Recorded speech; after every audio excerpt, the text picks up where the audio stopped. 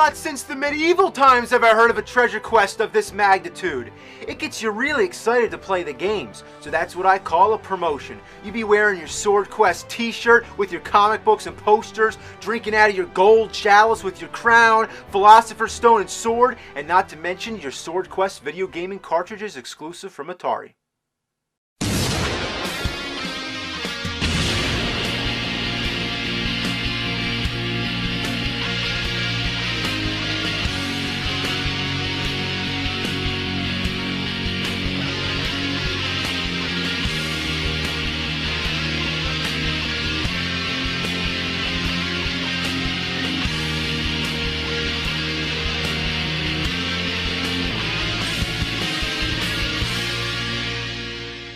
James Rolfe, born July 10, 1980, is an American video game and film critic. He is best known for his online persona, the Angry Video Game Nerd, or AVGN for short. Simon's Quest may be a pretty bad game.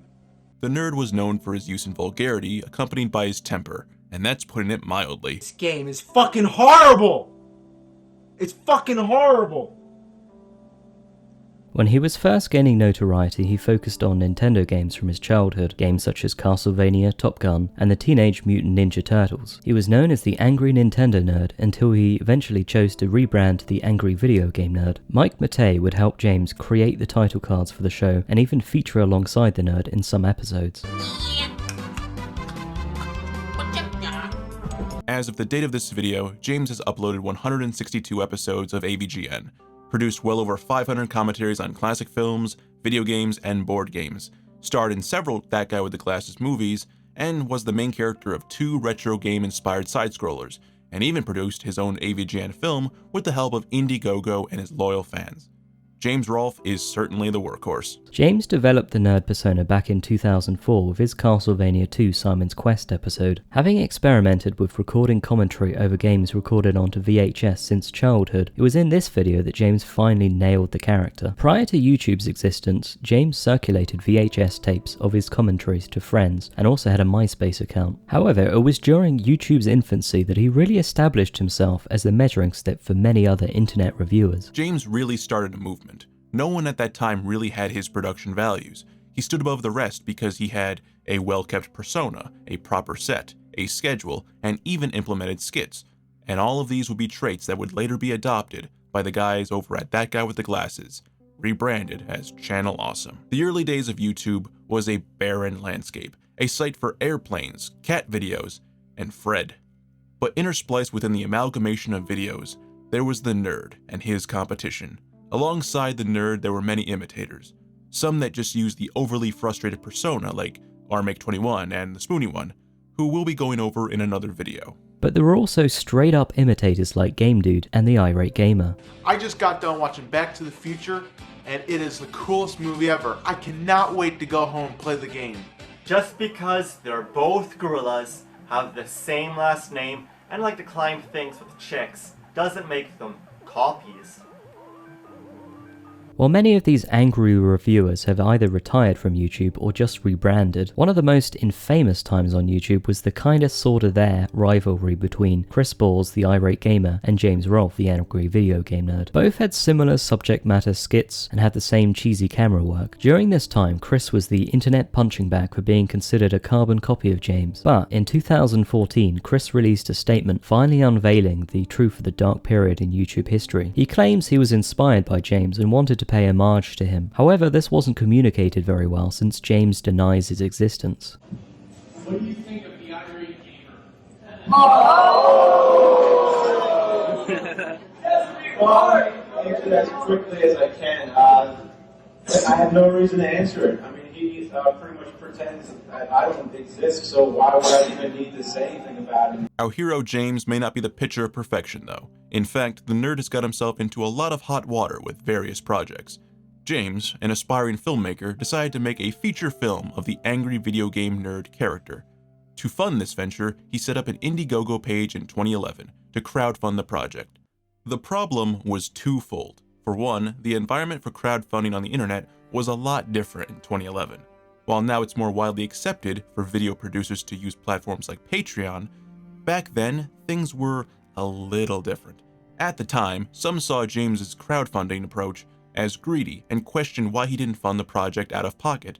Others attacked him, calling him an e-beggar, or worse. Wherever you're watching the video, if it's on YouTube or whatever, then you just follow the link. The other issue was that James ended up raising $325,000 for the movie, and some speculated that he was either not going to use the excess budget in a well-planned manner, or that he was flat out going to pocket the difference. When you lay out all the cards on the table, and you see what James has, and what he's done, and you see his YouTube channel now, and the recent change where he got a YouTube partnership, you have to ask yourselves, why is he asking for money in the first place? Up to this point, James really hadn't received much backlash, and concerns over the transparency, or what some saw as a lack thereof, regarding his movie continued to grow.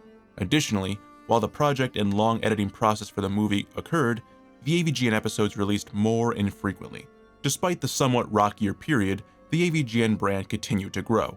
However, the movie would not be the last time James would get into hot water. To tie into his AVGN episode on Cheetah Man for the NES, he collaborated with Greg Pabbage, a man who, in his own words, said to own the sole prototype Action 52 cart containing the lost version of Cheetah Man 1. This time round, James helped promote crowdfunding for a completed physical copy of Cheetah Man 2, The Lost Levels, on Kickstarter. The initial goal for the project was $65,000. Again, the amount was exceeded, and the project ended up raising a total of $94,000. Even at the initial goal, some were skeptical of Greg Pabbage, calling him a scam artist and consequently blaming James for his participation. The backlash grew so bad that James released an unlisted video on his website of Greg explaining briefly the cost breakdown of Cheetah Man 2, The Lost Levels. Got some exciting news. Thanks to your efforts, we are at 50% of our Kickstarter goal after only 5 days. Now I'm here today to give you some updated information about the cost of our project. I'm not buying just one cartridge. I'm going to order. Another rocky part of AVGN's history was due to Mike Matei. Mike Matei had initially divided fans as he starred in his own videos on the channel during busier periods whilst James was editing the AVGN movie or tied up with another project. The most infamous of Mike Matei's videos included a video where Mike shouted at the children's show Elmo and the hilariously unfunny Minecraft review with Inspector Gadget. I understand why all the kids are playing this game these days. It's because they like to build brown bricks with Minecraft. I also like to build brown bricks with Minecraft. It's the most fun you can possibly have. What is the point of Minecraft? Since then, James has gone on to expand his brand with newer projects like James and Mike Monday, essentially a Let's Play series but with a higher production value. In 2011, James was the number 88 most subscribed person on YouTube. However, as the total audience for the site has continued to grow astronomically in the years following, he's slowly started to get left behind. This has left people like me and NobleAbsinthe, who found him in the earlier days of YouTube, somewhat nostalgic for that period. I personally enjoy the AVGN. He was inspiration for a lot of creators we take for granted today. And that's because he was the first guy on YouTube to do video game reviews. I'm sure if it wasn't him, it was going to be someone else, but he was the first, and he kept himself at a high level of quality to make him stand out against his competition. He was the everyman reviewer. When other sites like Game Trailers and IGN were reviewing the latest and greatest games, it was nice to have someone bring back stuff from our childhood, but to give a negative spin on it, while expressing our frustration, even though it may have been a bit exaggerated.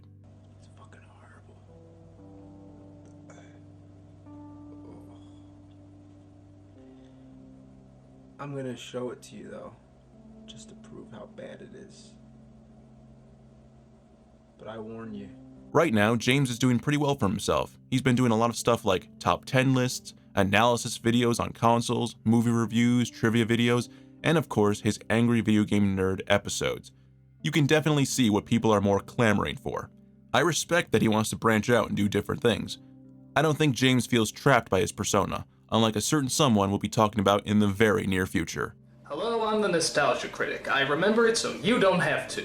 You know, I was walking down the aisles of the video store the other day and I noticed something I haven't seen in years.